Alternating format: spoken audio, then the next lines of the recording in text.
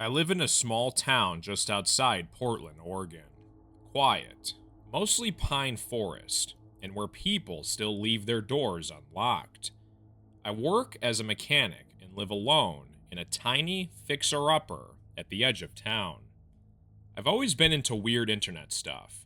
Forums, deep dives, rabbit holes. About a year ago, I stumbled across a subreddit that talked about dark web mystery boxes. People claimed they were fake, staged, but a few of the posts had this strange ring of truth. One guy said he got a blood-stained doll with a flash drive inside. Another said he received locks of hair with coordinates scribbled on paper. I didn't believe it. I thought it was all for views and karma. But curiosity got the better of me. I followed a few links, found an onion site, just text, no design, no branding, and ordered a $200 mystery box. The only instructions said, no refunds, be home. I used Monero in a P.O. box I rarely check. 2 weeks passed, I forgot about it. Then I came home one night after a late shift, and there it was, a brown package, no return address, no markings, just sitting on my front porch like it belonged there. Already weird. I never gave them my home address. Inside the box were 3 items. A disposable flip phone with one number saved in it, a DVD labeled Play Me, and a Ziploc bag full of fingernails. Human fingernails. Some still had dirt under them. I was already feeling sick. I popped the DVD into my laptop and watched as a grainy black and white footage started to play. It was of me, walking into my local grocery store, pumping gas, at work in the garage. It followed my every move. The last 10 seconds were from just 2 days ago. Me sleeping in bed, viewed from outside my bedroom window. I yanked the DVD out, pulled the blind shut, and threw up in the toilet. The flip phone rang. The number calling wasn't the one I saved in the phone. It was an unknown phone number. I didn't answer. The phone rang again at 3 a.m. Same number. This time I picked up, angry and scared. A man's voice whispered on the other line. Do you like what you bought? Then the line went dead. I reported it to the cops the next day. Officer Reynolds, a younger guy who actually grew up down the street from me, took me seriously. Probably because of the DVD. He took everything, told me not to touch the phone again. They opened an investigation and even brought in cybercrime specialists from Portland.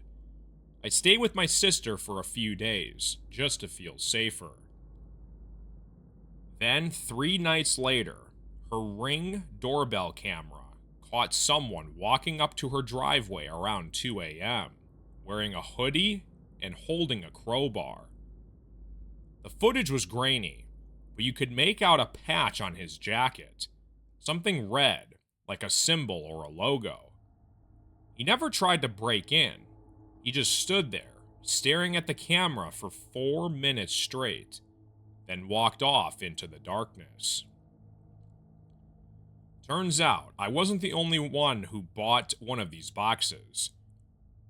The Portland Police Department tracked down 2 other buyers in the state. Both had also received threatening messages and disturbing items.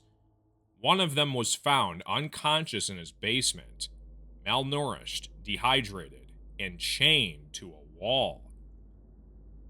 The house had been rigged with cameras. Someone had been watching him for weeks. But here's the twist. One of the items recovered from his house was a photo of me, taken from inside of my garage. I didn't even know it had been taken. The FBI got involved. They traced the Onion website and the Monero wallet. Eventually, they caught the guy running the whole operation. First name was Kyle, a former IT specialist, fired from his job after being caught installing keyloggers on coworkers' machines. A loner, obsessed with surveillance and control.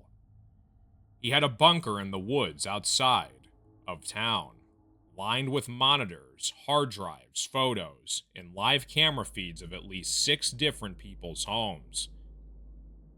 He had been selling these boxes as a way to select his victims, targeting curious people who chose to engage with the dark web, who wouldn't report it right away, who were looking for something to creep them out.